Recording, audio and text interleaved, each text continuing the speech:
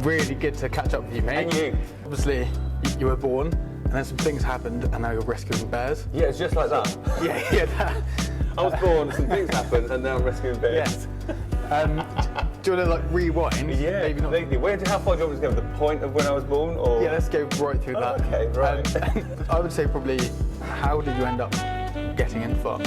I suppose that when I look back at my childhood, growing up, I was always obsessed with nature and stuff like that. And luckily for me, my mum and dad moved out of East London and moved to rural Essex. And that just then, something clicked with me. And my dad was a bricklayer, and he purchased this little house that he was going to do up, and attached to that house was just like a 2-acre meadow.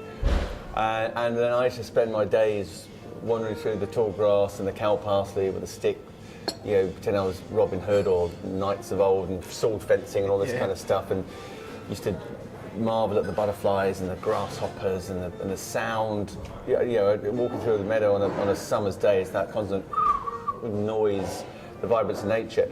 My brother, on the other hand, obsessed with football, massive lover of West Ham United. Okay. And my dad cut a little football pitch. And that's when I left my love of football, because my brother would just put me in the goal and I'd have like the 1812 West Ham kit on, and have like the latest 1980s kit on, and just fire shots at me every time. It was just like a little 4-year-old going, this is rubbish. Actually, the only time I went to see West Ham play was when Trevor Brooking was playing. That's a long time ago. But so yeah, I fell in love with nature then, and then I used to have loads of mad pets. So I would have everything from ferrets and polecats to terrapins, and I took my dad's greenhouse over and had stick insects and weird lizards living in there. And then I took over his carport, where he used to drive his car under his van, and I covered that in wire and had parrots and finches and stuff living in there. And then I knocked through to his garage, and then I had tanks with snakes in, and basically created like this menagerie. Chickens everywhere and all that kind of stuff. So I basically slowly took over all my dad's little outbuildings and kept all his tools Filled in. them with animals. Filled with animals. But one thing that I had with the chickens, and having the chickens, I sort of, they laid an egg, and I took that in and cracked it in a pan and had egg on toast, that immediate connection with something that's produced something you can eat. And then a friend of mine, his dad, used to keep traditional breeds of animals. He had Ryland sheep, and he had Dexter cows, and then he went on and got some Gloucester cattle, Colin Day, and I just became obsessed with our traditional breeds of livestock, and I read their magazine, their publication called The Ark, that he had on his coffee table, and you're flicking through sort of Tamworth pigs and Berkshire pigs. And that always stayed with me, a range of different traditional breeds that we had. And then I went out to school, nothing really interested me except for science and particularly biology. And that sort of kept me going. And I wasn't brilliant at school, because I was always looking out the window, but I wanted to go off and climb trees or whatnot. But it was the realisation that if I really wanted to work with animals or do stuff, I had to get on. So eventually, I got some A-levels, and then I went to university. And then after university, I was working in a wildlife park, which really then cemented my love of nature. That had a farm attached to it, so I've always had that thing of farming. Okay. Then I went on to study entomology for a PhD. And it was at that time that my still love for rare breeds and food production was really sort of kicking in. And I suppose the study of nature, the study of entomology, so all these things, you turn things into numbers because you have to test theories or you have to do statistics. So you're constantly counting flies. That's what I was doing, identifying flies and counting different numbers of species that I would be aware of in my plots. And I thought, God, this just turned into maths. It's not like the colourful butterfly wings or the sound that I listened to as a kid. Yeah. But at the same time, I was reading all these books by John Seymour, The Complete Guide to Self-Sufficiency, and interesting books of the farming at the time. I thought, you know what? I'd want to have a go at this. I'd love to create a farm based on traditional breeds. If I don't do that, I'm going to live with that regret. Yeah. And at the time, foot and mouth had happened. BSc previously, and farming was in the turmoil. There were no real farming shows. There was Countryfile, but that was about it. And I was like, well, you know, now's the time to get into farming because it's in a crisis in flux. And out of that emerged these little farmers markets where farmers had to reinvent themselves. So in the bad areas, so in the West Country, and particularly up in the North Country, places like Cumbria, where they had terrible foot and mouth pyres of animals burning. These farmers had to reinvent themselves. They had to go, well, it's either make or break.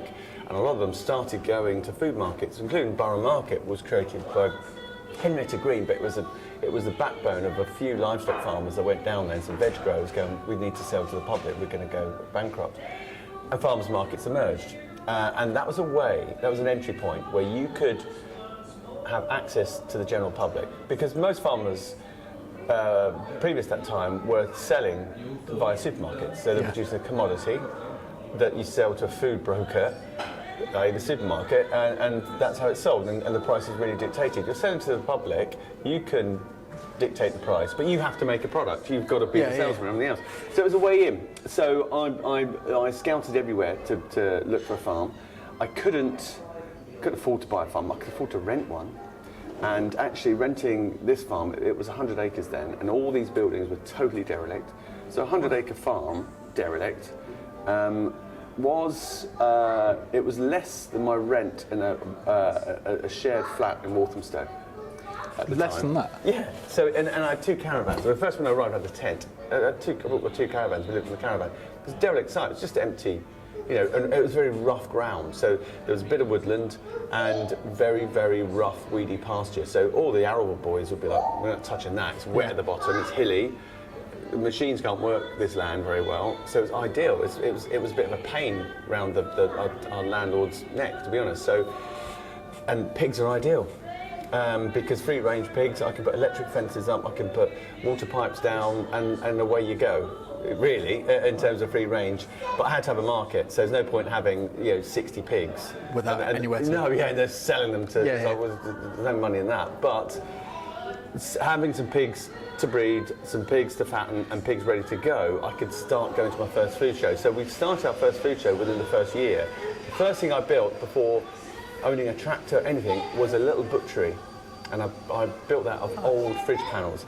And I was only able to do this because a publisher, Ebury Books, were interested in my story, and I was going to write a book, and I did write a book, a diary of what was happening. And then the TV got involved, which is really a totally different situation. That was via a friend called Niall Downing, who was the director. Asked me to do a pilot on killer diseases, because I did a bit of medical and veterinary parasitology as my degree. I did this taste tape, nothing happened of it, but the BBC called up and said, what are you doing? I said, well, I'm trying to set a farm up. They went, oh, that sounds interesting. We'd like to film that. So that and the book combined started working hand in hand. And I had an advance from this book, but the advance was going to take too long. It was going to take 3 months after signing the contract to come through, and I'd already found a farm. But luckily, my friend owned a talent agency, which I signed up to. So it was Jamie Oliver's talent agency, and so his company said, well, actually, we can see this money's coming. We will lend you an advance on this money. So I was able to use that to secure the farm and buy the first amount of equipment. I paid that off within a week. As soon as my advance from the book came in, I was able to, brilliant. Everyone thinks it's somehow Jamie's giving me some money. That was a lovely BBC construct, because the book was a tie-in, and they said, well, how can we tell this story? It's very convoluted, but if you just say your mate lends you the money, then you're laughing. But in fact, it was actually getting a book deal and sitting in front of a whole table full of these publishers and convincing that my dream was something that maybe they should. Anyway, so I had a small amount of money to start off with, and the clock was ticking. So the first thing was to build that butchery, be able to process those pigs into something I could sell. And then we went to our first market, and I look back on it and it makes me feel, oh my God, it's so unprofessional. Well, it's slightly, like, using the term loosely, bodged. A little bit. Yeah, and the biggest one we went to, but the first one, it was a Christmas market. It was in Covent Garden in London. It's prestigious, you know, and it was Henrietta Green Food Lovers Fair Christmas market, and it was the whole of Covent Garden, and you had to put your product in to be panel tested. It's all a bit snobby, I suppose, but actually what they wanted was to make sure you could do what you're doing. So I had to have my European Health Mark, and the AHO had to pass us, and we did all that. And we got our stand, and I was like, oh my God, and you were sort of like shaking when I met Henrietta Green. Oh, so nice to see you. Because I was like 27, made these sausages, in all different shapes and sizes. And anyway, got this packaging, packaged all our bacon, all our sausage, cured everything. And our stand, I bought a little pop-up that looked terrible. And I had an old chiller that was terrible, that all falling apart. We plug it in and go, it'd freeze up the fan, we go, ding, ding, ding, ding, ding. It was terrible. And then a beaten up old Mercedes van. And I was driving to fill my truck up with fuel at Asda. And I was like, oh my God, everyone else is just like, they've been doing it for years, and they've got all like pristine and they've all got stools aprons, and they've all got uniforms, and we look like just idiots. And I was filling up the truck, and I was watching customers over the side of the car park coming out of the supermarket. You know, you've got petrol station, supermarket combo. And all their shopping, and someone had a load of herbs with them. And I was like, why do they buy the herbs? There's rosemary growing in the car park. The whole hedge of the car park is rosemary. And I went, oh my God. And I went, right. And I went back to the farm. Yeah. I got my shears, and I got my high vis, and I went back to the car park. And I parked up, and I cut their rosemary hedge. I cut it really nicely. So you helped them out? Yeah, cut it all. And we got high vis on. As long as you're whistling, no one questions you. And I filled my truck up with all these rosemary clippings. And I bundled them up with like twine and stuff like that. And then we dressed our stand, decked in rosemary. And there's an old chestnut tree at the front of the derelict, the farmhouse that's still derelict. Lovely old chestnut tree. So we collected loads of chestnuts, and we bagged them up, and we chalked up boards, free chestnuts, free rosemary with every purchase of 3 packs of sausages, whatever it was. And it looked and smelled amazing then, really autumnal, it's Christmas. Yeah. And as they got their sausages, we crimpled the rosemary, take that home, put those in the pan, use those as a mop when you do it. Oh, wow, amazing. And that sort of saved us. And then we were doing, I think at the height, we were doing 6 farmers markets a week, as well as I was curing the bacon and feeding the pigs, and it was grueling to start off with. I bet the work must have been It was, and then we were making a TV show as well, so they were filming it. But it wasn't like the stuff I make now, they were just here for a year filming what you do. And I was totally naive, I had no understanding of television or what effect that might have or anything like that. So that's how we started the farm. It was finding a market, I suppose the planets aligning where farming was a bit in crisis, farmers markets arose, and then finding a place that we could rent cheap enough. The little bit of seed funding we had, I spent 30 grand to kick it all off. To get some electric fencing up and some pigs and second-hand panelling to build. And I'm in a caravan, don't forget. And then we bought a pump for the well to pump up water. And then we plumbed into the mains. And so that was the initial. And then we could get some money rolling and then put more money into it. Yeah, and just keep feeding it back. Yeah. And then the TV gave us a boost when the first show went out. And then that then had a negative effect, and then because you're just slowly building up, and all of a sudden everyone wants to buy your sausages, so everyone turns up. We're struggling to kind of cope with. I had to employ more butchers, equipment, and of course, after the first series, a couple of months later, there's another show, and then it wanes, and all of a sudden I've bought all this kit. I bought a 20 grand. Sausage machine, because our first month's business went through the roof. I was like, oh, we need a bigger sausage machine. Oh, let's employ that butcher. I was like, you can't just sack him. Yeah. Signed a contract. Or I've signed a contract with this machine.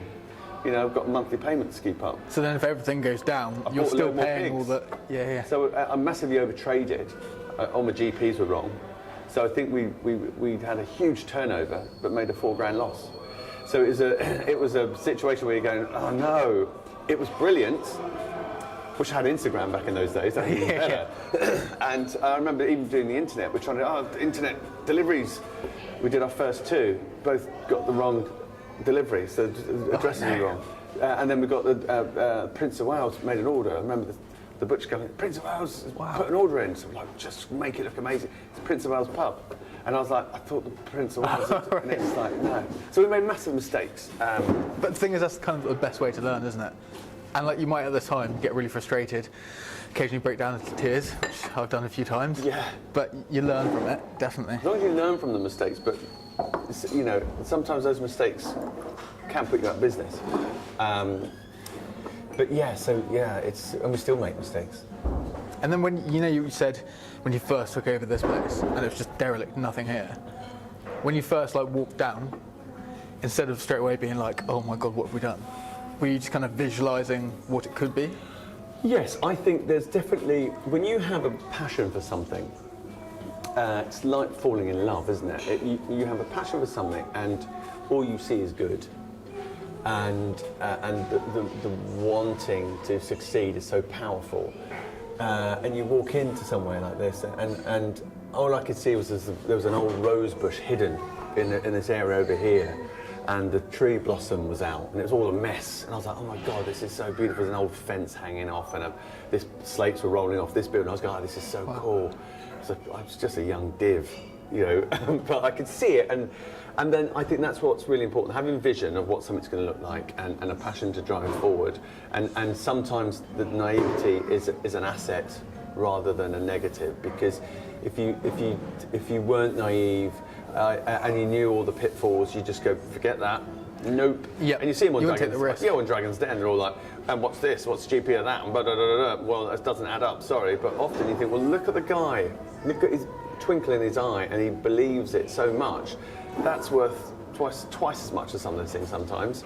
And I think having that naivety was important. And yeah, you could see. Funny enough, when I brought my dad around, he was going, well, that drain needs fixing, you can't do that. Well, that's going to, oh my God, don't drive over here, your suspension will get bust. I was like, oh God, all these negatives. But really, he's like, well, he's gone through all that, he knows. But at the time, I was like, oh God, it's so negative. And then you learn, yeah. Yeah, I was like, oh, he's right, my suspension's knackered. But I had a similar thing where, when we first started doing the knives, at the time I think I had probably like literally about £6 in my bank account. Yeah. And I was trying to find a property to like do it from. And there was this really nice couple, because we put out like a plea on Facebook to see if anyone had like an old derelict building we could use just to start in. This really nice couple got in contact and they said, we've got this like little property just near to where I live. So I typed it in on Google Maps. And then eventually after like 10 minutes or so arrived there and Google was like, you've reached your destination. And I was looking around like, there's no buildings here. Like, what? This can't be right. And then I saw all these like bushes and brambles and everything just covering this one building. And I was like, I think that's it. Yeah. And I remember when we like tore off all the brambles and everything, managed to like just about pull the door open, which nearly fell off. And looking inside it, there were like rats all over the floor, like old fridges, big bags of cement, the roof was like caved in.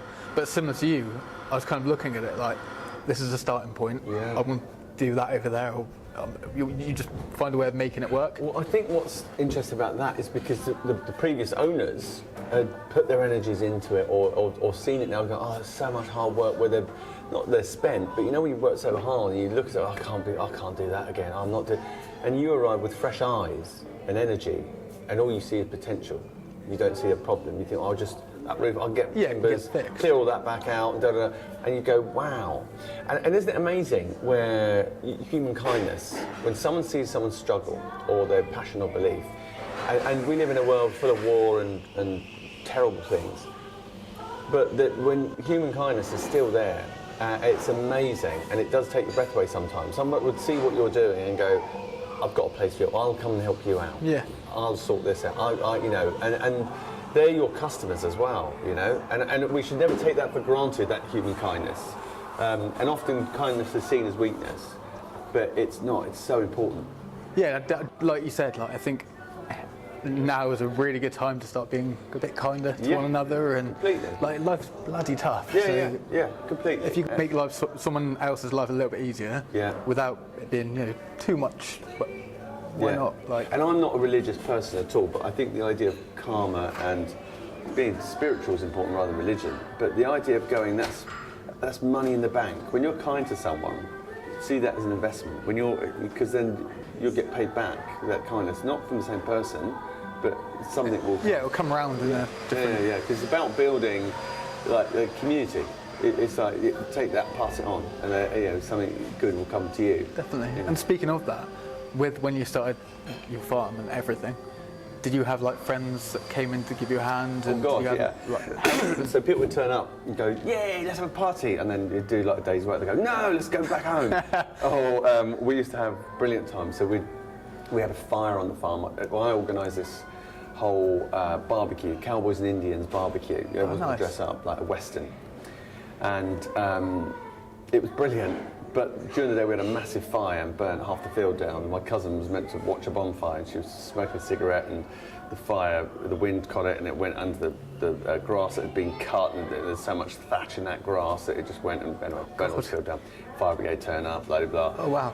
And they put it all out, but we said, why don't you come to the party? I got some old photographs of us all dressed up as cowboys with all these firemen and having a barbecue, and it was like brilliant because people came and helped. But there was one guy, he's dead now. His name was Morris Clark, Mo, and because he loved pigs, and he heard that I was starting up with free-range rare breed pigs here, the pigs that he kept, in the 50s and after the war. And so he'd turn up to come and see me, and he'd turn up in this little 3-wheel van.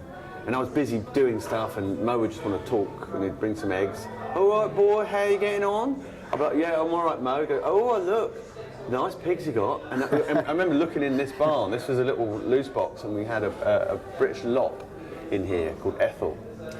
"Oh, we don't want to keep feeding her, boy, because, even though we have people coming over," proper stuff, you have people coming over, you try not to keep feeding all the time and showing her off because she'd just get really fat and she'd work. And I was, all right, Mo, I'm really bit. So, actually, no, don't let your sows get too fat, basically, because you won't get me a pig. And he had this 3-wheel van, it's come down the track, in the middle wheel, bouncing up and down, and some eggs, and they'd all be like cracked by the time we got here. And I wanted to buy some chickens off him. I said, "Mo, I really want to get some Rhode Island Reds, but proper Rhode Island Reds, not the show types, and also not everyone's crossbred them around it. Have you got any?"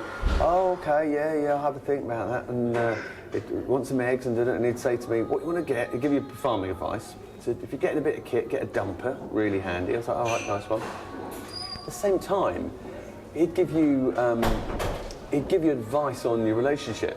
He'd go, "Don't forget, boys, not just you.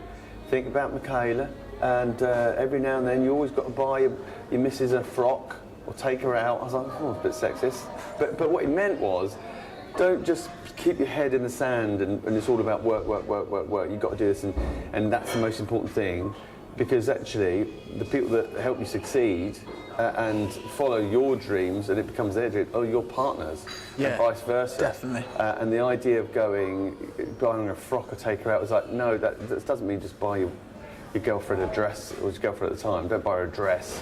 It means take time for your relationship, and otherwise it's all work, and you come back refreshed, and you're a team working, and so all those sorts of things. And there's me going, "Oh, you buy a dress, whatever." But actually, no, take time to do stuff. But you can so easily get so absorbed by your work. All the time. Yeah, literally, you just get tunnel vision. Everything else is blanked out. Yeah. It's just. And what you got to remember is that if it's successful, by the time you retire, what's your life going to be like afterwards? Have you squandered the value of your relationship and how you value your relationship for the prize of a business that may or may not succeed? And I've met guys that are on the verge of retirement going, "What we're going to do now is be me and the wife. So I might buy a boat that will sail around the world." Is that doing that because you've got to create common ground, or which might be lovely? Don't get me wrong, who am I to judge? But the idea going, actually, it's the journey along the way and the appreciation of each other that's so important. And in a way, I hate that whole behind every great man there's a great woman. It's like, well, there's a great team. Yeah. That does these things. So have your wife?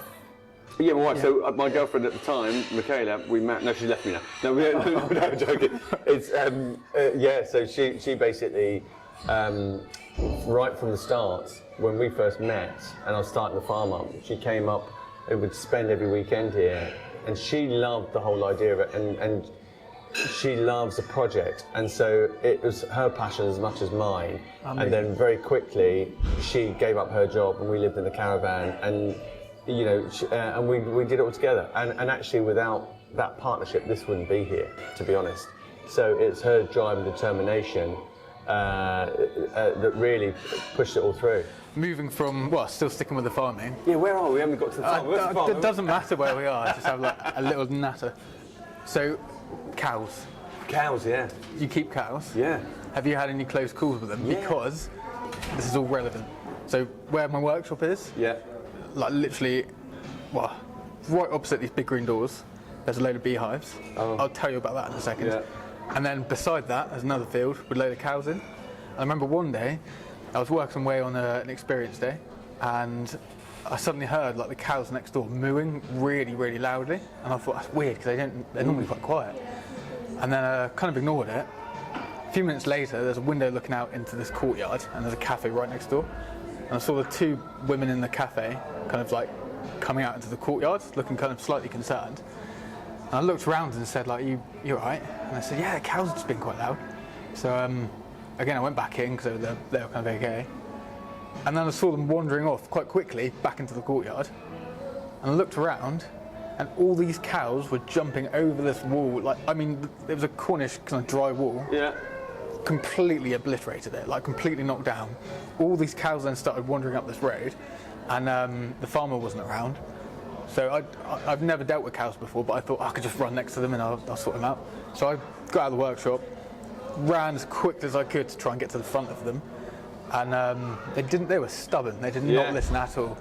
And then they started picking up the speed, started getting a little bit worried, and then managed to kind of shepherd them into this field like further down the road somewhere.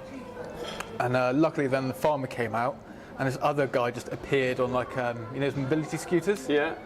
It was a really random scenario.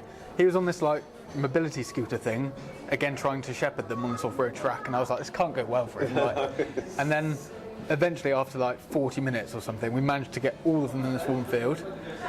Then the farmer came back in, and we moved them over across to this other field which he owned. And I remember hearing the farmer's wife going, I can't see the bull. Where's the bull? And I was like, what? The bull? And I could hear the farmer, and he sounded quite panicked. And I was like, why is everyone panicking about the bull? Like, it's just a big cow, surely. And then I heard the farmer going, I found him. And I was standing behind this wall of this field, and all I could hear was like, I'm not going to do it too loudly, but like a heavy stomping. And I was like, what is that? And this bull came around this corner of the gate, and I saw it, and I was like, that's fine, it's all right, I'll just shepherd him, I'll carry on doing that. So I went behind him and was like clapping my hands, like, come on, come on. And he moved about 10 foot, and then just suddenly looked back at me, and I saw his eyes, and I was thinking, oh no. Yeah. And he turned around and like dipped his head at me. I jumped into a hedge, and then luckily the farmer came up and got him back. But are cows quite? Yeah, I mean, when you see a bull, they are immense, and I think that with cattle, it's you've always got to be careful. That's why you always go in. You usually have a stick with you, just not to hit them on it, but just keep a distance. So you can just tap and push them away. And I think most problems happen with the general public and cattle is when they've got a dog with them. And the tendency with the dog on the lead, because we always say, keep dogs on the lead, don't want to chase livestock. If the cows come over, they go after the dog, because they see it as a predator, and attached to that lead at the other end is a human. And you should always have dogs on leads around livestock, don't get me wrong, but I think if you're in a field with cattle, is that you need to be wary, and if attack does happen, they're coming for the dog, you just got to let that dog go, and because the cows, and you've got to get out, we'll go for the dog. That's the thing, and that's when people have been killed by cattle. It's not understanding the dangers, and often having a dog and picking a little dog up. And then the cows. Yeah, that's the thing, but always be aware. But also, you know what, if you're dealing with the cattle every day, they're pretty placid, and you shake a bucket and they come over. I've just got back from Florida and worked with some cowboys out there on horseback. And you're whooping and you're chasing the cows and the rest of it. And we did it. And we round these cows. I said, well, I just shake a bucket at home. I haven't got a horse and all the rest of it. But yeah, I've had a couple of instances actually with one of the smallest breeds of cattle, Dexters, and beautiful Dexter, and she was Dexter Cross. She was half Dexter, half Galloway, and I put a low-line Aberdeen Angus bull on her, and a low-line Angus is a very small variety of the Aberdeen Angus. And the calf was beautiful, and you always get that with this sort of a crossbred female with a purebred bull. You get this the second generation, this real hybrid vigour in it. And it was a cracking little calf, and it was a bit of an experiment because I wanted a beefy animal that was small, so hence the Dexter blood and the lowline Angus blood, and the real beefiness coming from the Angus and the Galloway. And it was a cracking little calf. And she was a really good mum that I knew her, and she was born at the farm and reared at the farm, and lovely. And I had a group of turkey farmers up that was just showing around turkeys, and I said to my friend Paul, you've got to see this calf though, I've got a little pen here. And Mum had her head in a pig ark, just having a little look, and maybe sniffing the straw or whatever, because we had a pig ark in there for the calf to go in and out. And the calf was around the back. I went, Paul, look at this, I jumped over. I went, look at her, she's lovely, this little calf here, chat. And Mum came out, and within a second, Mum looked and then came after me. And I jumped, I don't know how I jumped that fence actually, but her bum, my bum was that much away from her head. And somehow, like on the cartoons, I just went over the fence and got away. And I've had a situation, I had a young bull called Aaron, who was a red poll, which is a breed of East Anglia. And he was a young bull, and it's just like a teenager. And he came thundering down the hill. You could see him, and his back legs are kicking up. And I thought, if I start running, it's a game. And if I start running into a game that I'm not going to win. So I stood my ground and I looked at him, and he stopped. And I slapped him around the face. He went, and he walked off. It's like a teenager. But I was like, oh my God, this is going to be the end. So I suppose it's about knowing the danger, knowing your animals, which is really important, but always have an escape route. Always make sure someone knows where you are. So even like the cattle crush that we have, where you're bringing the cattle through for TB testing, there's little gaps that you can get out if you have to go in. Always know your positioning and know what you're doing, because they are massive animals, huge animals. But one of the funniest things I had this really old red poll cow, and she was 17, 18 years old, and incredible animal, really great breed, who just keep going, the longevity is amazing, and having the calf every year, where say they used to be quite popular in for milking, but now they're dual purpose breed, more leaning towards beef now. And you compare that to say modern dairy cows that you get 3 or 4 lactations out of and they've gone, but this old girl would go on having a calf every single year. And one day I looked at her, and she used to be like a real bag of bones, sort of showing her age. And one day I looked at her and went, oh my God, she's like a prime beef animal. She's I was like, what the hell? I could see she was a lot of saliva coming out. And she got to this stack of potatoes that were behind an electric fence, and the electric fence went down, so she was helping herself to potatoes and got one lodged in her throat, and the gas was building up, and she was getting bigger and bigger. So she went from like, oh my God, and oh no, something wrong. So got our vet down, and we got her up, and he got a long bit of pipe. We just pushed it down until the potato went into the first sort of chamber. But all the gas was released. And I remember her going from a real big beef animal just straight down to this old skinny old cow again. But the funniest thing is the vet, all his hair went because all the air came out, and it's like, he's like all the cow spit all over him. Oh, nice. But yeah, but I think of things about cattle. Because I used to be a president of the Rare Breed Survival Trust for about 6 odd years. We are blessed in this country for having these most amazing breeds of cattle, and you see them on old paintings, or and you go look at that bit, and you still see them out in the fields, and they're like living pieces of artwork. And the thing is that's why we've got to utilise them and be part of our food chain, because they disappear. And there are a couple of supermarkets that are doing that now. So like Waitrose have got native breeds for their beef, which is really important. They've got to have a commercial use. If we're not eating them, there's no point keeping them. You just have 1 or 2 in a zoo, and that's it.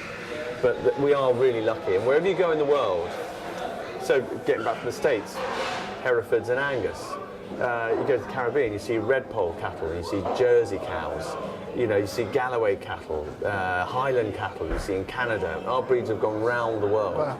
So we should be very proud of them. And would you say, are there specific cows or beef which have a better flavour? It depends what you have. It's really, kind of tell? There's various opinions, and I think it's about how you treat the cattle and what they feed on. Number one, breeds are really important in terms of fat composition and how they distribute the fat throughout their body. So our native breeds tend to have intermuscular fat and will put fat on readily. And that's one way of storing energy and weatherproofing yourself. Also makes them absolutely delicious. Some of the smaller breeds aren't the best for yielding meat. If you look at a modern day Angus, a Hereford, compared to a little Dexter, it's half the size. And by the time you bone them out, you get 50% meat out of that. So financially it's harder to make money out of it, but the meat is finer grained and is delicious.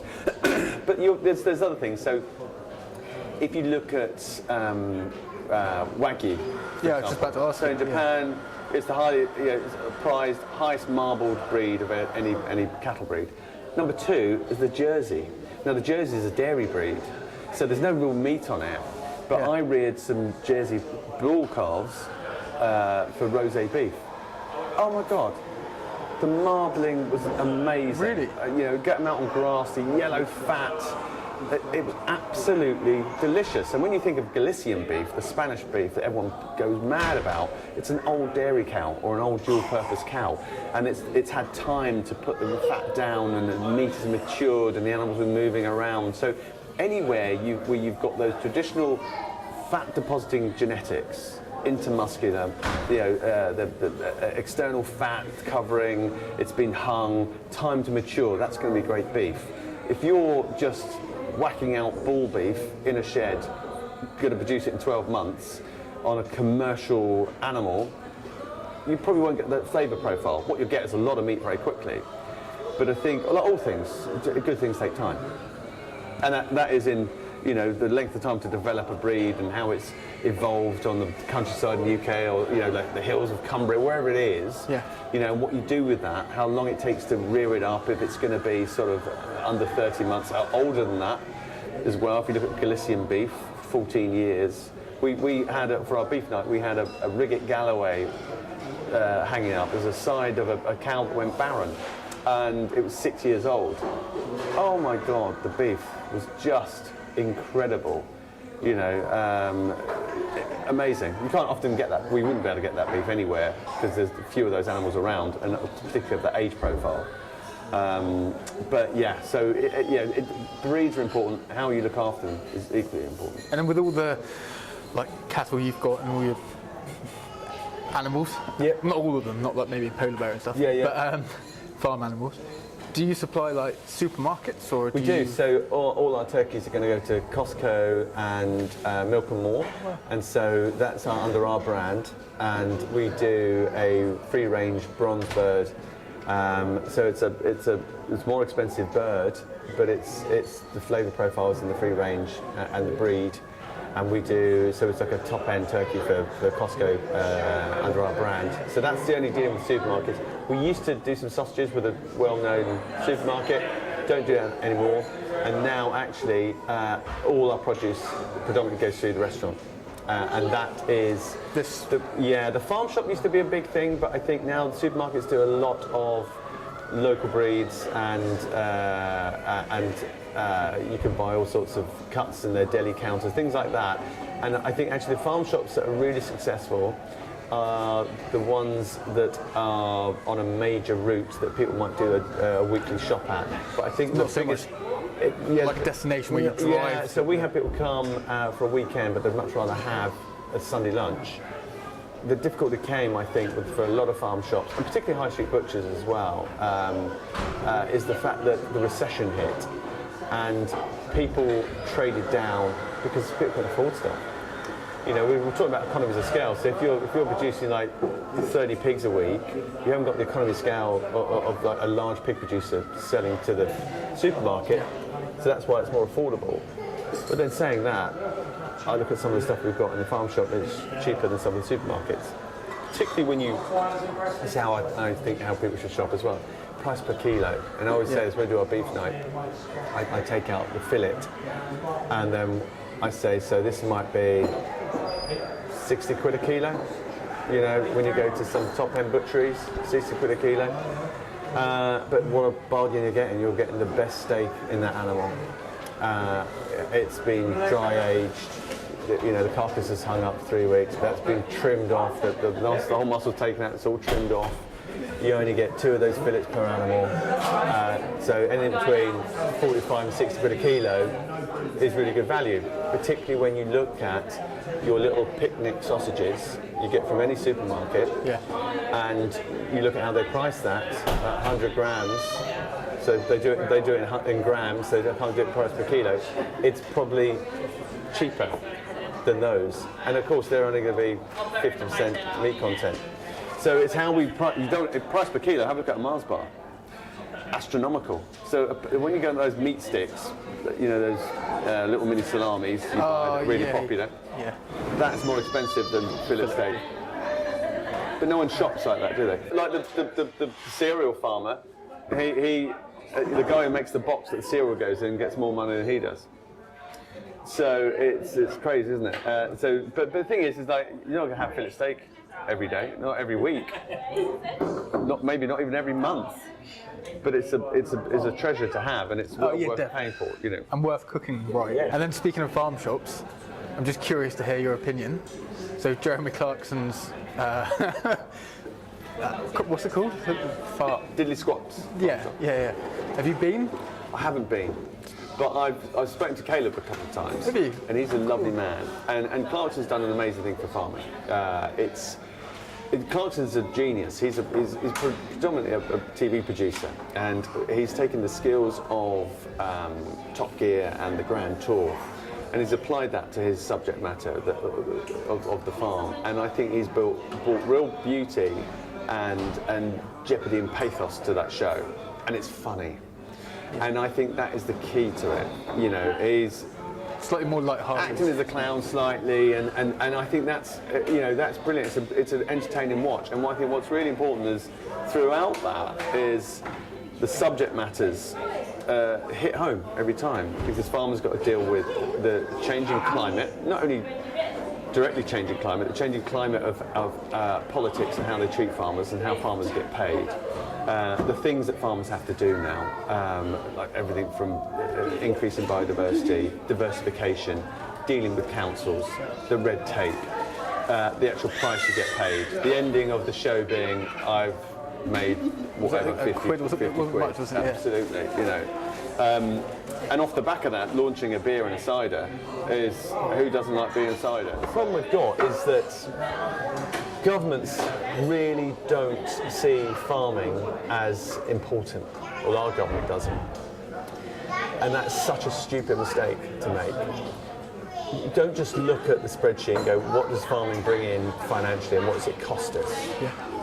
It's that it's more important than that. You know, you've got to deal with it 3 times a day. You know, it's breakfast, lunch and dinner. On top of that, we talk about the climate crisis. Farmers are the #1 people on the planet that's going to stop the climate crisis, because we farm the land. There's no getting away from producing food, but we can do it, but actually reverses the effect of climate change. But to undervalue farmers, to underpay them, is crazy. So where are the big government-funded institutes driving innovation in farming? I mean, I'm Chancellor of an agricultural university. There's hardly any funding. They've had to merge with another university. You know, where are the mavericks that have been plucked out and go, right, we're going to fund you to do this. We're happy to give Tata Steel millions and millions and millions to a private company to keep a steel factory open, to make sure 2,000 jobs are kept. But what about the jobs in agriculture? Why are we funding? It's ridiculous because it's so important, isn't it? So important. Take the food element out of it. It's so important for biodiversity and nature. Are we putting these hedgerows back? Are we creating ponds? Are we creating carbon stores? No. Pay the farmers to do it, and they'll do it. 100%. You know, are we valuing all our traditional breeds? No, we're not. Pay the farmers to do it. They'll do it. So NHS, super important. Farming, super important. It should be NHS, farming, together. But they're both so underfunded. Yeah, and if we don't think farming is important, we should call it something else, like life systems. life system support. Then it'll probably get more funding, won't it? Because the idea I've watched people on Instagram going, we need to end farming now, it's destroying the world. That's absolute cobblers. Meat's destroying the world. Sorry, it's not. Not in the UK, it's not. Not at all. You know, the whole emissions, 30% of CO, greenhouse gases come from livestock farming. I think globally, food production, take everything in, is something like 15 or 16%. So how could that livestock sector be responsible for 30%? Someone's doing the maths wrong. And actually, cattle, and particularly cattle and sheep, can sequester carbon if done properly.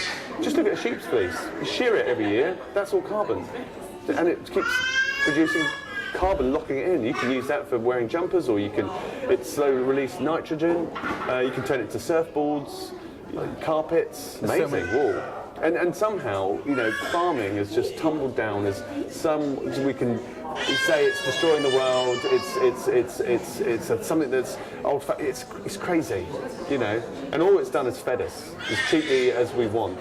And the irony is now we produce enough food to feed 10 billion people, and there's less than 8 billion of us. So we're producing, and there's more obese people than are malnourished. It's just not getting to the right people. The calories, we're producing the vast amounts of calories, and so the idea of going, well, actually, and the worst thing is we waste a third of it. So food waste, we waste a third of it. So let's produce a third less. Let's have a third of that land, or the third of the inputs taken out then. Yeah.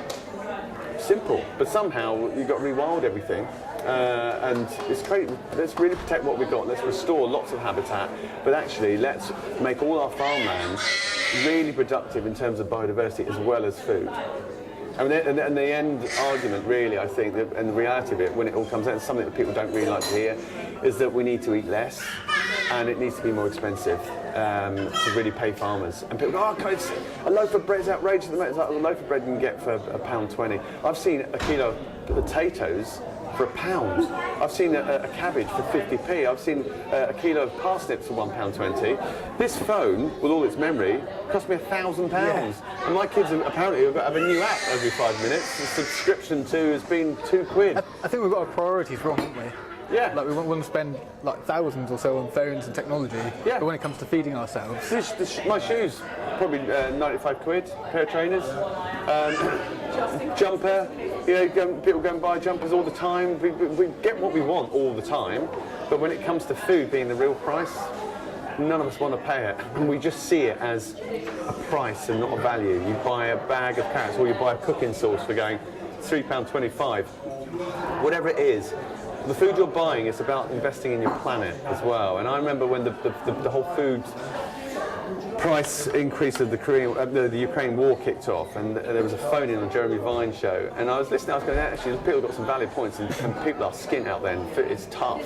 But this one woman phoned up and said, it's outrageous. I used to buy packets of ready-made pancakes, £1 a pack, it's now £2. I'm like, but you're in the luxury of buying 6 ready-made pancakes. You could buy some flour and an egg and make your own, and that's outrageous to you. Stop buying those pancakes then.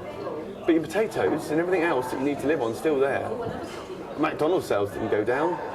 Our perception of what we need and our rights actually against our needs are totally different. I think it's really good what you've done with like your series and like Jeremy Clarkson and his. It's like actually showing what goes into farming, so people get a better understanding of it and what they're kind of paying for. Like, yeah. Because don't get me wrong. In the last 60 odd years, farming has depleted our natural resources and our biodiversity because it's been driven by producing high volumes of food at super affordable prices, and that's what's driven that.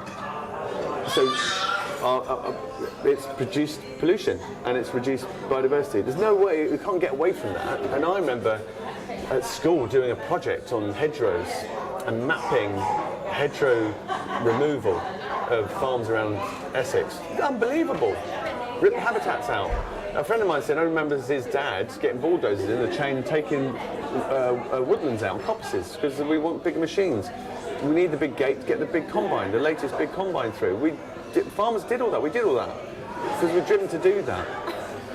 interestingly, I remember seeing the hedgerow planted back, and when I go back to see my mum now, that hedgerow's ginormous. And there's blackbirds nesting in there, and there's greenfinches, and all sorts of stuff. We need to go back to that, and farmers are doing that. But like a rewilding. But not doing it for free. If you went to the average punter and went, listen, I need you to plant a couple of trees, please. They went, okay, cool. How much? I don't know, you've got to buy them and plant them. Oh, I'm not doing that. Why would you? Because I think it looks pretty? Yeah. It's like, no, we've got to pay for our ecological services. If we want them to happen, someone's got to pay for it. And as taxpayers, and I'm much happier paying for that than a second home for a politician somewhere. Not saying that's directly related in any way. But we have to understand there is a problem, and we need to sort it, and we need biodiversity. I spoke to a Brazilian farmer once, and he said, "What do you want, food or flowers?" It's like, no, you don't understand the importance of biodiversity. It's not about producing a nature reserve. Forget about the animals. It's about what it does to the environment. We need all those key players, just like a world-beating rugby team.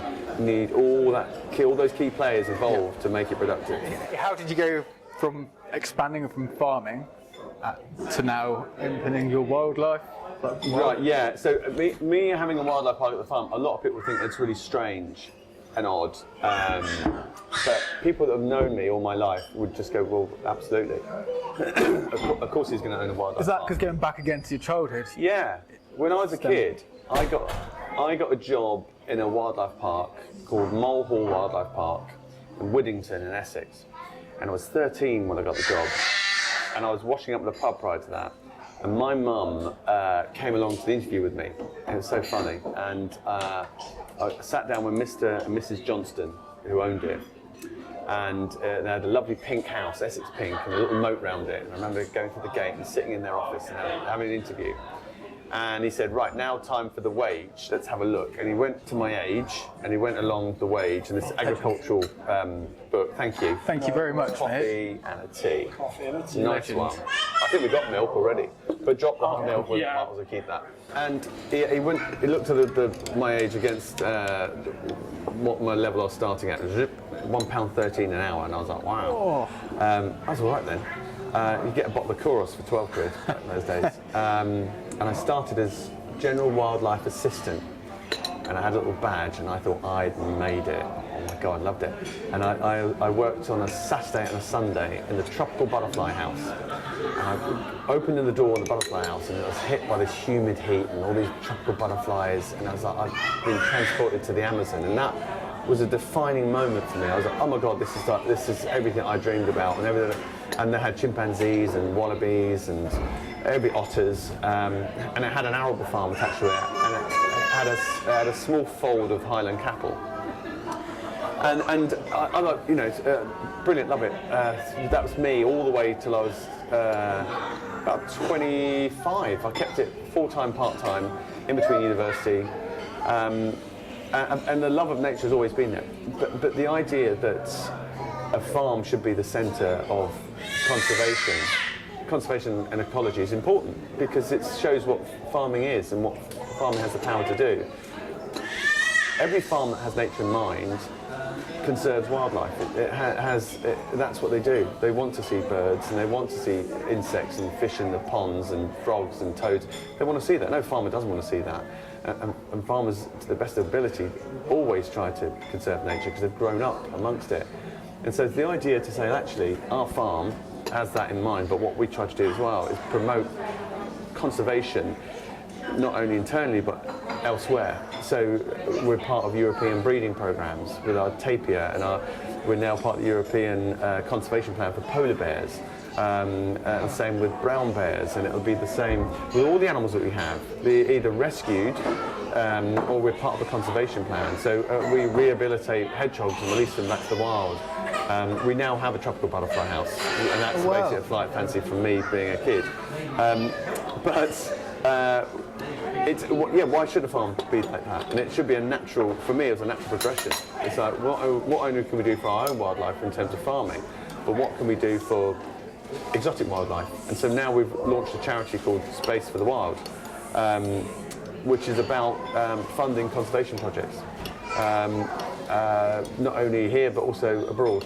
And we're looking at helping to fund a turtle hatchery in Sri Lanka to bolster the wild populations there. Amazing. So it's, for those that don't know me, it's like, it's a bit weird. But now it all makes sense. Yeah, and even, for instance, when you go towards some of the more African animals, like you get Barbary macaques and a zebra in the eland.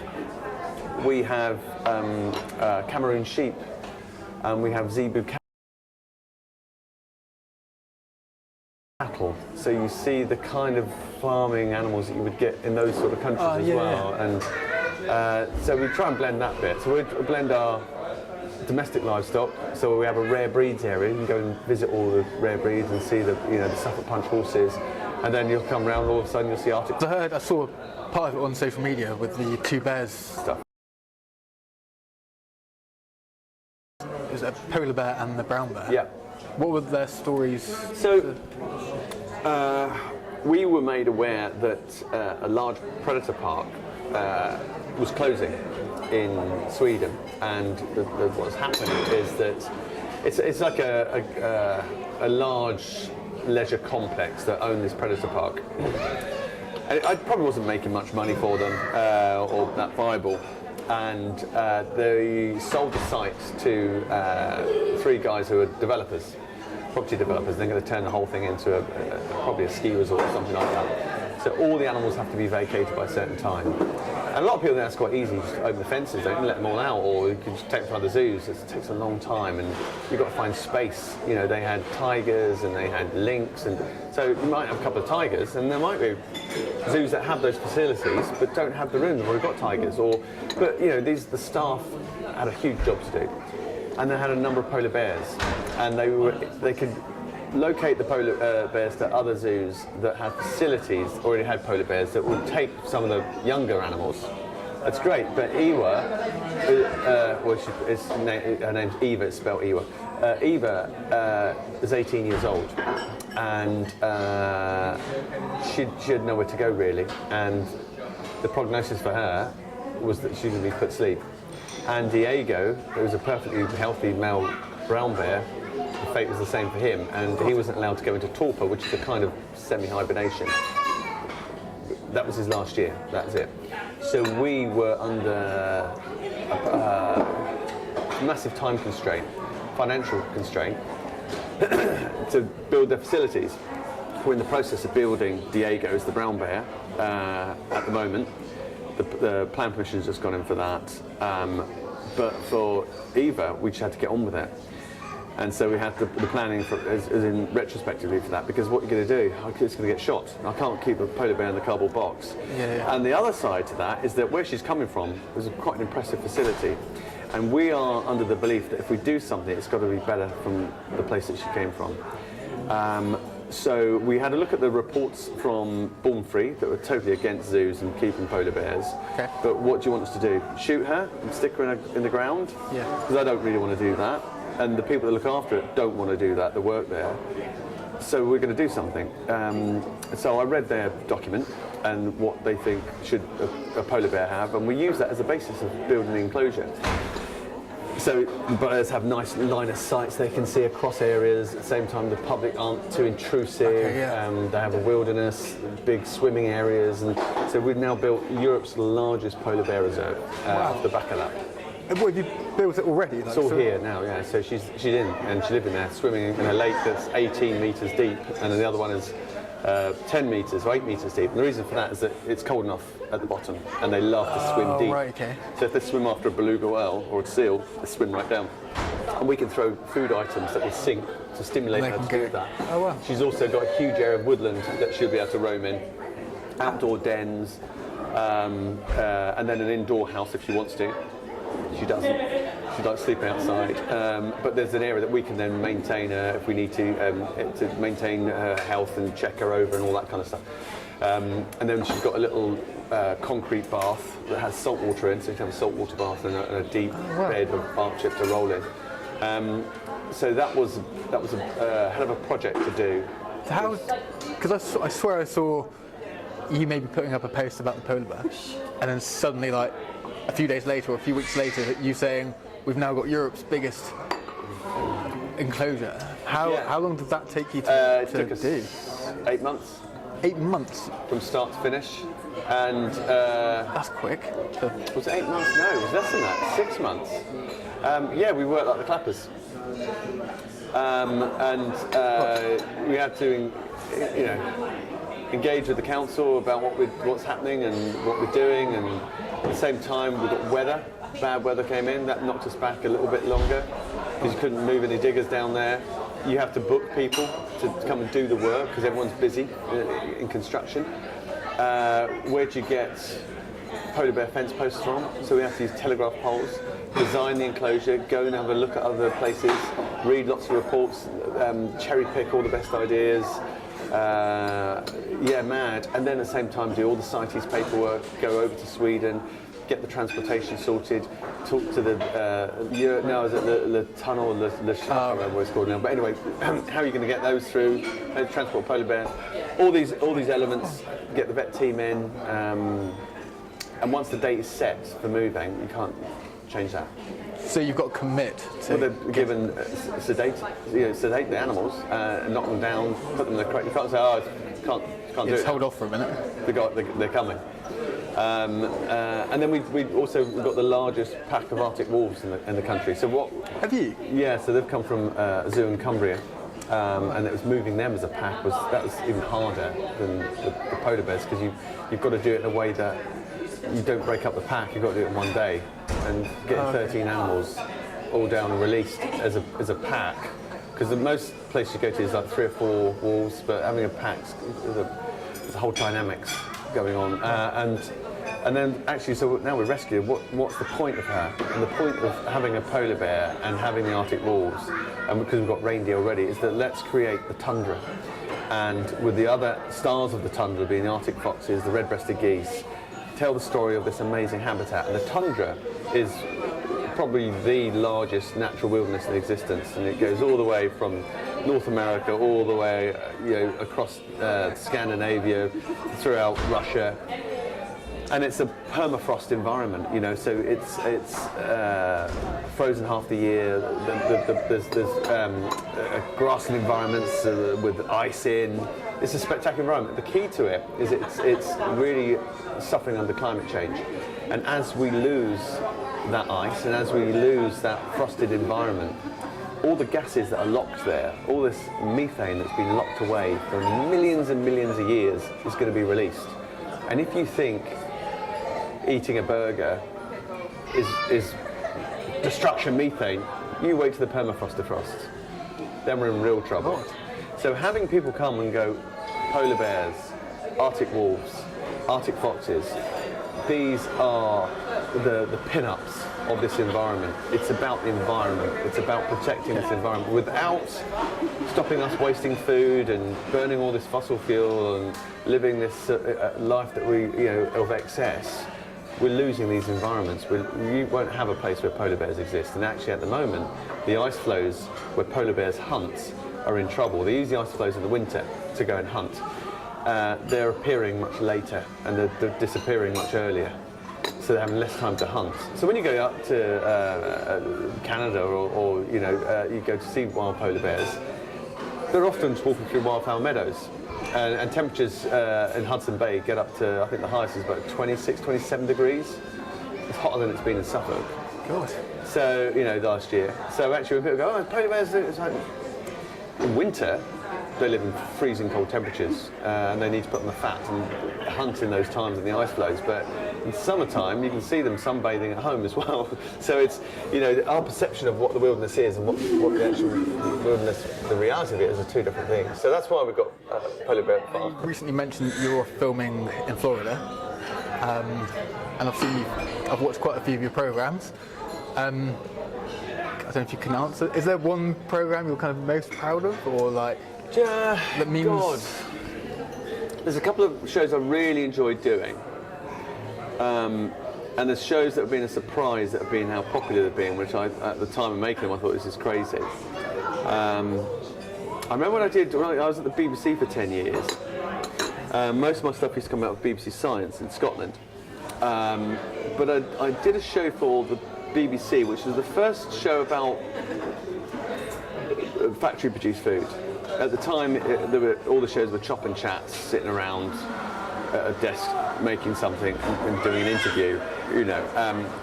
But we wanted to explore everyday foods and the science behind how food's produced. And factories are really, you're not bringing cameras in here. Today, there's so many shows about like inside the factory, food unwrapped, la la la, all that kind of stuff. But then, no way. We have to be on the phone all the time and say, listen, we're not going to do an expose. We want to see the science. And we did half the show in a barn where I made a gadget to make cornflakes.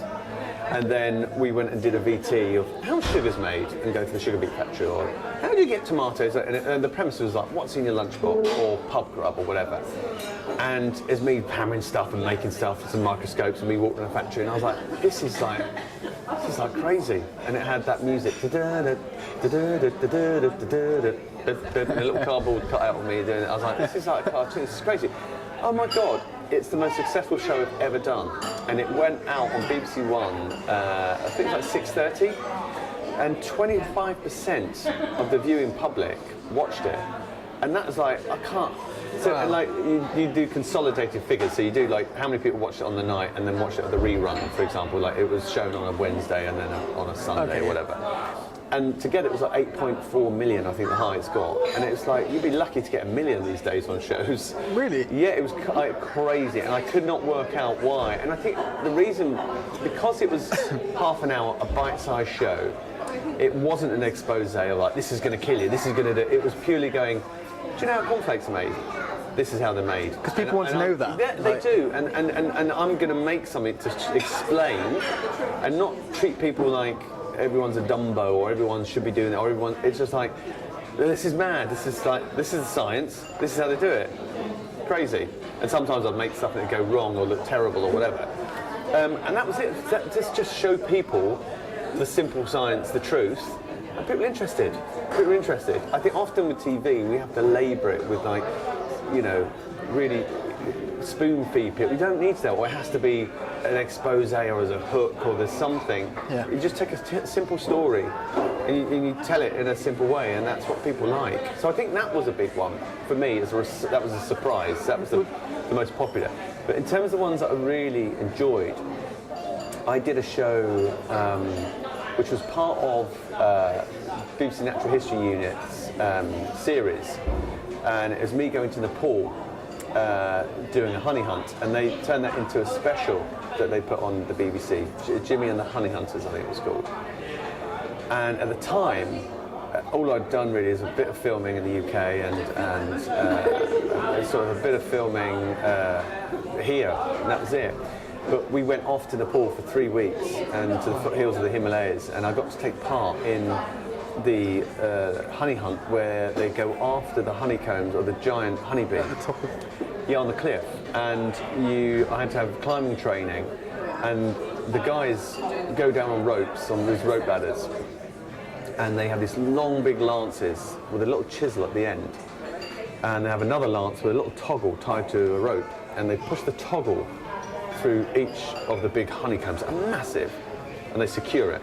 And that's that secured. Then with the chisel, they just chisel away at the top, and the whole thing falls down, and they then get the honey.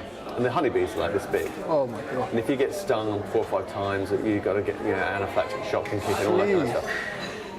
And there's me in a suit with this lance climbing down the step ladder, and a fire raging below us to produce all the smoke. Oh yeah.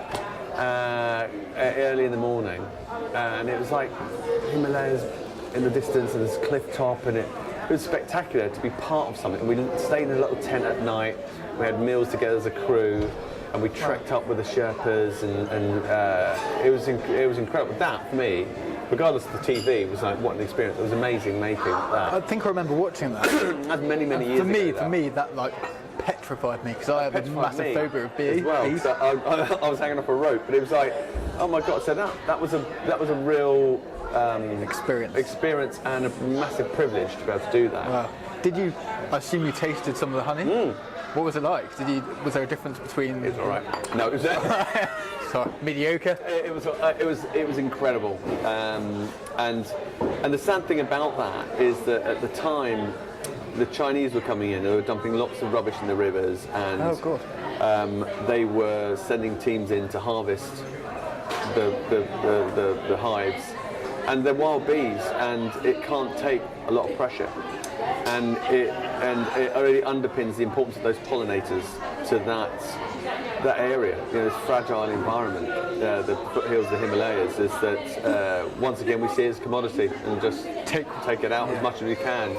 And I don't know how long that harvest will continue for, in a way that it was sustainable and part of a culture, But that was amazing. The honey was great, and I've always been massively into bees, and I did a show about trying to increase bee populations. But the shows where you can actually highlight something that's unique. I've always been an experience that I've enjoyed, and I think that I've done lots of food shows. Yeah.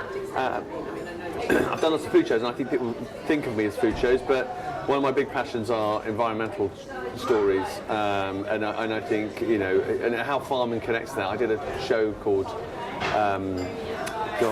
it was Farming Heroes, is one based in the UK, and that was a really good show too, because we showcased the importance of British farmers and how diverse it was, and let the farmers tell their story. But we did a show called Global Harvest, where we travel around the world to see how food is going to be produced in the future and how it's produced at that present time, and that was a remarkable show. I remember going to Brazil and harvesting sugarcane, getting up early in the morning with about 1,500 guys in buses, and it was like a scene out of Gladiator, and they all had these sharpened machetes and like armour on them, and in the field as the day was coming up, chopping sugarcane. One guy could cut 14 tons on his own, and he had trailer loads, and they cut them and then lay them down for collectors, then chuck them up. You could see what he cut on that day. And basically he was my age, he was ripped, and he looked like a warrior, and he had this leather thing here and a machete, and he would cluster and go chop, chop, chop, bang, chop, chop, chop, bang, fighting his way through this burnt field that had been burnt the night before to clear all the scrub. Yeah. Unbelievable. And then he'd get back with all the other guys into this massive camp. They would cook their lunch and breakfast ready for the next day. They would sharpen their machetes and they'd go to bed, and they'd do that for 6 months straight and then go back to their own farms. And there's 8 men in a little concrete room, and it's like, oh good God. Wow. And we get a spoonful of sugar and think nothing of it. And seeing, like, farming in Australia, and 100 combines all moving in one big arrow. There's a classic shot that's often used of all these combine harvesters moving in an arrow. You see it on the BBC quite a lot. We filmed that, and it was unbelievable. And I said to that farmer, "How many combine harvesters do you have in total?" He went, "Across all the farms, about 2,500 combines." I was like, "You own." So if a farmer has one combine here, or if they have two, they're like, "Wow." But yeah, he owned 2,500, and he was one of the biggest farmers I ever met in my life, and he farmed an area called the Mato Grosso, huge arable production system. 2 harvests a year they get, because it's a tropical area, but it's insane. God. So it sounds like from working in TV, you've had like some incredible life experiences. Yeah. I've been shit on by a whale. You've been shit on by a whale? Yeah. I'm trying to picture that. So that's the worst thing I've ever been crapped on by. A lot of things are crapped on me. And I did a show called Jimmy and the Giant Whale, and it was about a sperm whale that lived in the Caribbean. And we went out to visit it, and never saw it. And they got me to go and swim out with these whales. And the idea is, let's go and collect some of the samples from the whale. Like, you can see squid tentacles in their mouth, and sometimes they drop those, and you swim out, and they go, swim out to the whale, swim out to the whale. So I'm swimming out to the whale. Oh, jeez, the boat's miles away, and I'm swimming with speedos. Do I have to go this far? And then out the gloom, there's a big sperm whale just resting on the surface, taking in air before it dives. And as I got closer, it's like starts moving and wants to get away from me. And it upends, and the deepest diving mammal upends, and it starts to go down. And what I didn't realise is when they go down, they evacuate all their guts because they're going to go under immense pressure. And it just basically destroyed the area that I was swimming in with liquid shite. So down the snorkel, gagging. And then out of that came like a plume of lots of black dots, and they were squid beaks. Because a squid is a soft cephalopod, it has no, but only the hard bit is the beak, and sometimes, like in cuttlefish, obviously they get that, but loads of little beaks, so I collected those up. And with a couple of tentacles we got from a previous sperm whale, we could identify some unknown squid species, deep squid species that it was feeding on. So we'd take photos and send them to the Natural Museum, and they'd send back. That was it's a different species. So it was that was amazing. But yeah, getting packed on by a whale. Not many people say that. So. No, that's a good story to tell, I guess, in conversation. It doesn't seem like you're kind of stopping because you've got all your books out, you've got your TV programs, you've got the wildlife park, your farm. Have you got any other plans? Anything you're adding, like big projects on, or?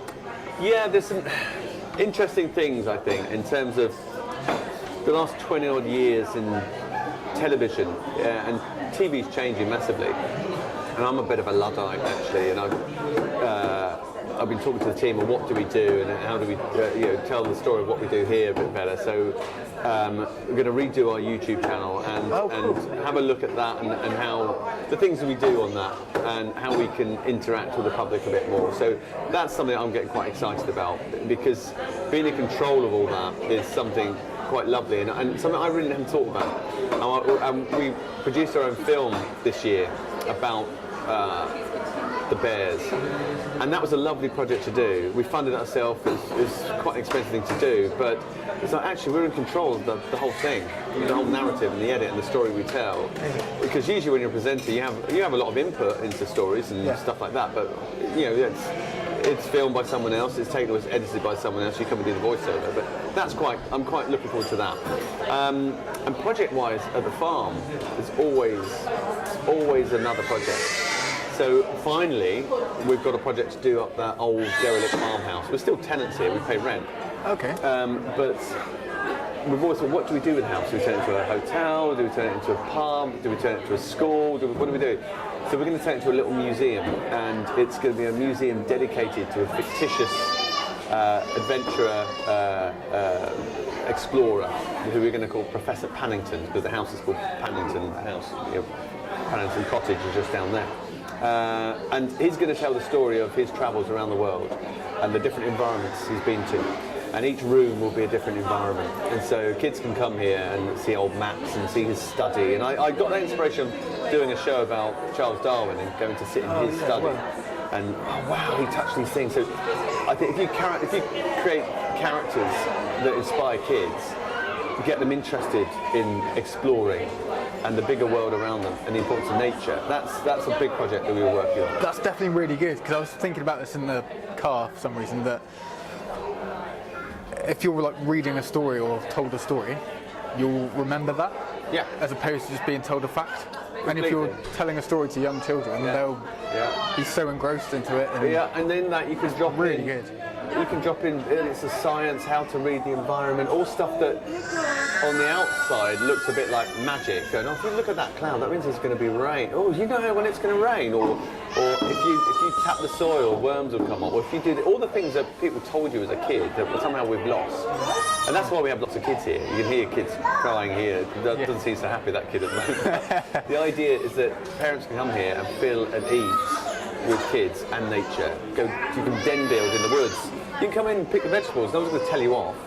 We get kids picking the apples and picking the courgettes, and we hear mums go, no, don't. And I said, well, if you pick it, you can pick it, you've got to eat it.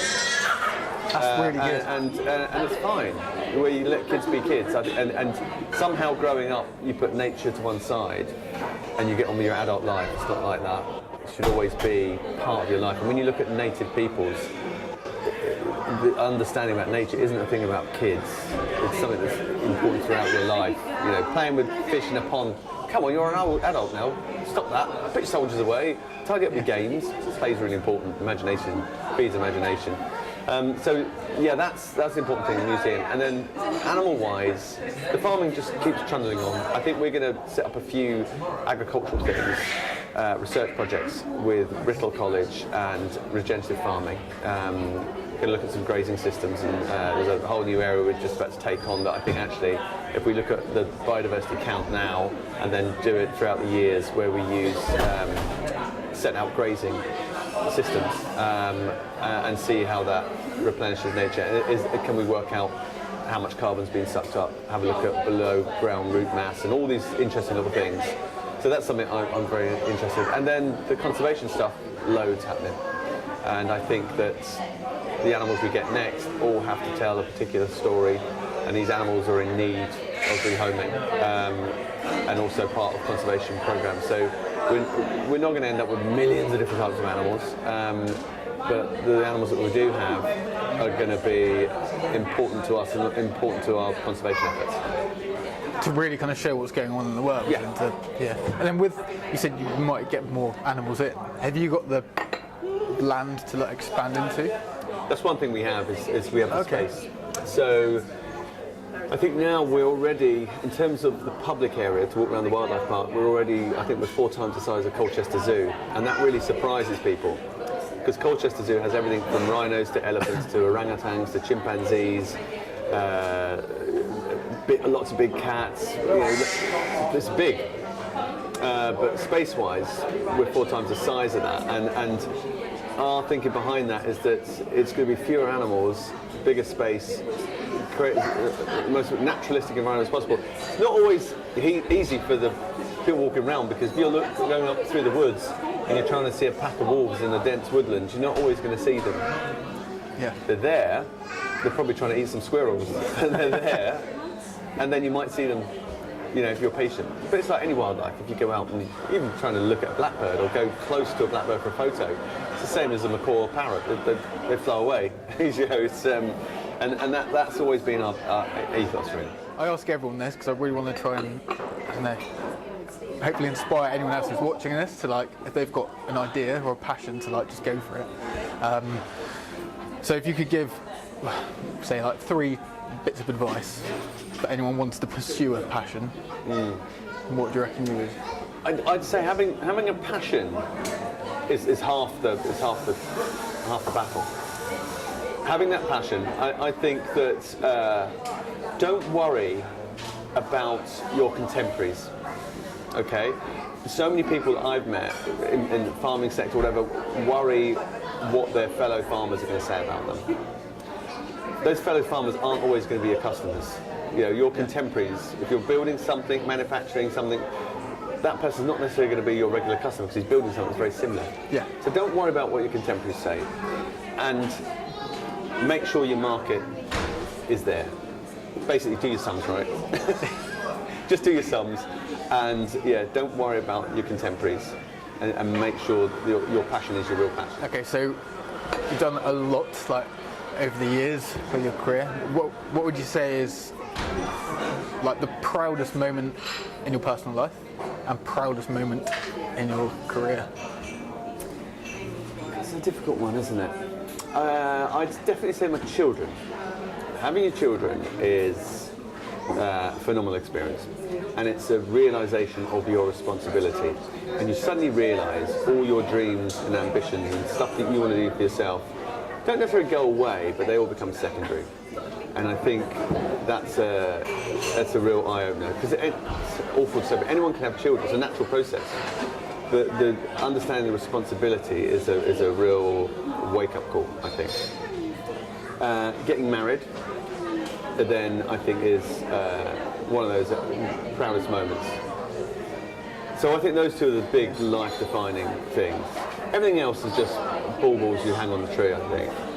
And you can say, viewing figures of a popular show, or places you've travelled, or accolades you've been given, and things like that. And don't get me wrong, I'm very honoured and I'm very proud of those. But when you put it in the whole bigger picture of life, it's, they all become sort of secondary. I really, really appreciate your time, because you're clearly very, very busy. That's good. So, as a little thank you. And persuasion to come down to Cornwall. Oh. Knife making experience day for 2. Oh, wow. So you can either use that yourself, Or, unfortunately, making knives, I don't make that much money. So if you wanted to use it to like auction off and put the proceeds towards That would be a brilliant whatever you auction want to do. for our charity. Okay. That would be amazing. But if not, I would definitely come down and make a knife. If you're in Cornwall, give me a shout. I will. We'll sort That it would be out. brilliant. Can I make a really big knife though? Like a 4 foot Well, long like a one? stupidly big knife. I don't know if it'd be legal. But It quite might be like a expensive. sword. It's quite expensive as well. You'll be like, hang on a minute, it's going to put me under, this is. How big's a knife this big I'm going to make? Yeah, pretty all that size. That's really kind. Thank you so much. No worries, dude. And Jimmy, thank you so much Wonderful. for your time. Wonderful. I really appreciate it. That is awesome.